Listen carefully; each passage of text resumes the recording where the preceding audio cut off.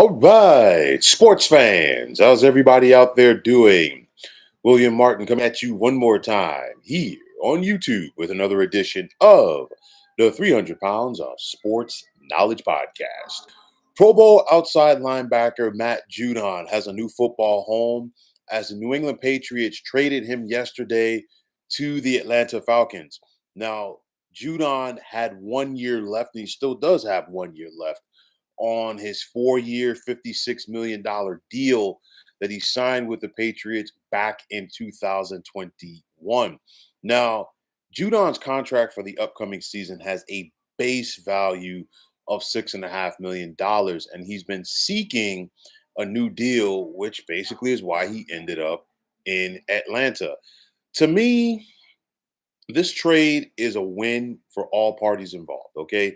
Because if you're New England, you are in the infant stages of a rebuild with a rookie quarterback and a rookie head coach. Gerard Mayo could not afford to have this distraction of Judon's contract lingering around his team, especially with the way that things played out recently at training camp between the new head coach and Judon. Okay. It's one of those where I know that Mayo had been on Bill Belichick's staff, but at the end of the day, he's not Bill Belichick. And he's got to set the tone with his new team in his mode. Okay. Judon's a veteran. It's a business at the end of the day. I think Judon liked being in New England. The fans loved him. And he went out there and gave you all that he had. But at the end of the day, this was a business decision for everybody involved. He wanted his money. Um, and he and the Patriots could not iron out a new deal. They decided to go in different directions. And it's also, if you're New England, you get draft compensation back from Matt Judon. You're getting a third round pick from Atlanta. Let's say, for the sake of argument, Matt Judon goes out there and has a Pro Bowl caliber season. Let's say he gets about 13 or 14 sacks this season. That's not going to make New England a playoff team this year. I think they have a long ways to go for that. So now you get a guy out that could have potentially been a distraction.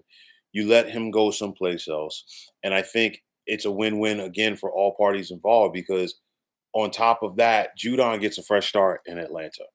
And if you're the Falcons, okay, first and foremost, they have to go out there and try to get Judon a deal. But what they really need to do, they got to sit back and pay attention to what has played out between Hassan Reddick and the New York Jets. You really don't want that. So if you're Atlanta, you want to go out there and get this Judon deal done.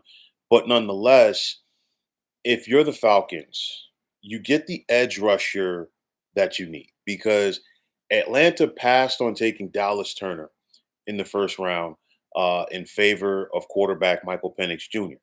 And this team sorely needs an edge rusher because you got to go back to Vic Beasley in 2016 to find the last time that Atlanta has had somebody on their defense reach double digits in sacks. Okay.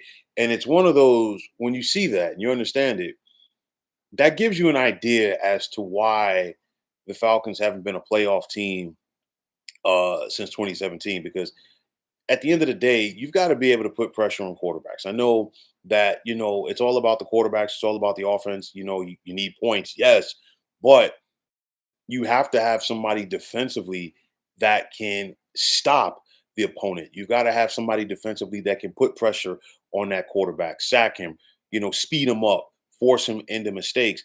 And if you don't have a guy that's going to, get double digit sacks, good luck with that. I mean, last year, for an example, Atlanta's two leading sackers, you got Calais Campbell and Bud Dupree. Both had 6.5 sacks.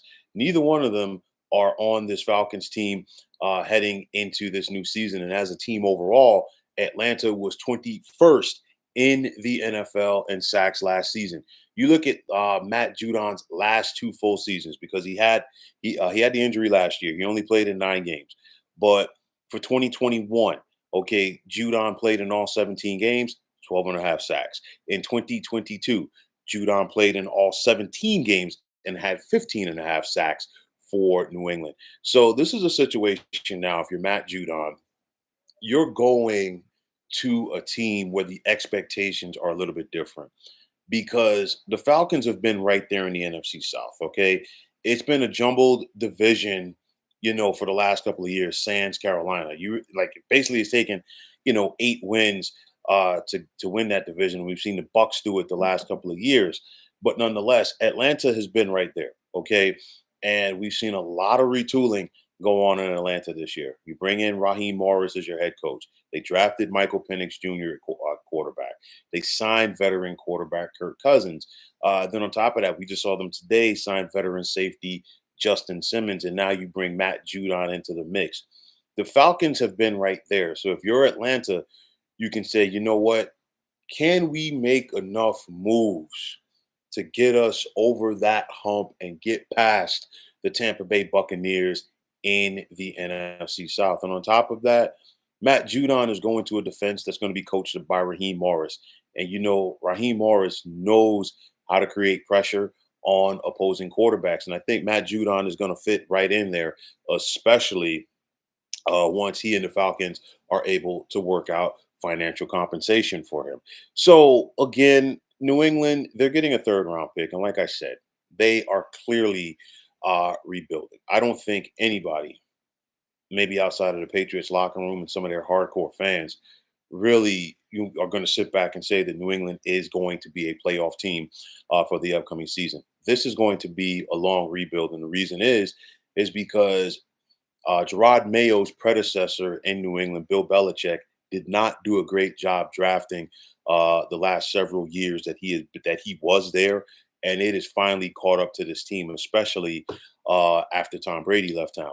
But nonetheless, I think this is a step in the right direction because now if you're Gerard Mayo, you're going to go out there, and I'm not saying that New England's going to be terrible. I'm just saying that they're not going to be a playoff team.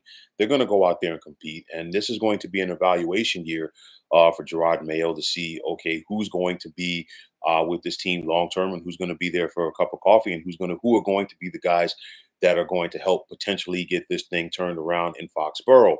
So you get an additional pick, and now you're going to have some more wiggle room. Third round picks are vital because you can find impact players in that round of the draft clearly, and New England can go forward, and they no longer have to worry about this distraction.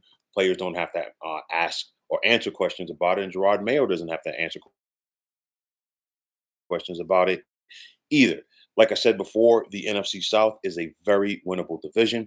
And if you're the Falcons, now you get yourself another potential impact player for your defenses as they're trying to turn things around there. So I think Judon, it's a good opportunity for him to land on his feet in Atlanta. I think he's going to have an impact with this team going forward. And I'll be talking about that more in the coming days when I talk about things in the NFC South for the upcoming season. And like I said, I think this is going to be somewhat of a long season for the Patriots. Like I said, it all depends on how quick this rebuild is, but nonetheless, this is another step for them as they're looking to flip things around and get back on track in Foxborough. But nonetheless, this trade needed to happen. It did happen. It's a win-win for everybody involved. Kudos to the Patriots for moving on from Matt Judon. I know he was a fan favorite there, but from the standpoint that, hey, it's a business. If they weren't going to look like they weren't going to give him the deal that he wanted, they can move on. Now he has an opportunity to go someplace else, have an impact, and get the money that he wants. Like I said, it's a business, and that's the nature of the game. But like I said, I'm not trying to sound like a broken record, but a win-win for the Patriots, the Falcons, and Matt Judon. So, folks, that is going to wrap it up. And as always, I want to take this time out to thank all of you for tuning into the 300 Pounds of Sports Knowledge podcast here on YouTube. I want to take this time out to thank all of you fine folks out there for tuning in. And if you haven't already, please feel free to subscribe to this channel. Now, if you're on the X, formerly known as Twitter, please feel free to follow me at 300 Pounds of Sports. And like I always say, if you follow me, it will be my pleasure to follow you right back. There's also the sports discussion group on Facebook at the Sports Depot 365. You can check it out. drop a line and be a part of one of the better sports debating sites going on social media. So, once again, fine folks, my name is William Martin, and I am signing off. And I'm saying take care and have yourselves a wonderful day.